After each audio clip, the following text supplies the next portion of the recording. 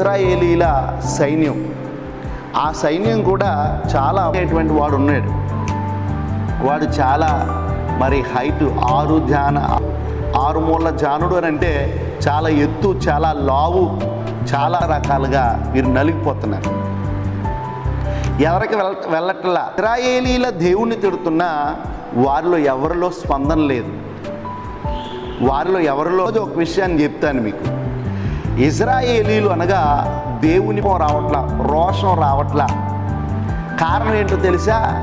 భయపడుతుందో వాడితోనే నేను యుద్ధం చేస్తానంటున్నాడు. ఈరోజు చాలామంది ఇదే అడుగుతారు, మేము ఎంతగా నలిగిపోతున్నాం కదా, ఎంతగా అవగాహన నీకుంటే సౌలుకు దేవుడు విజయాన్ని ఇవ్వలేదా?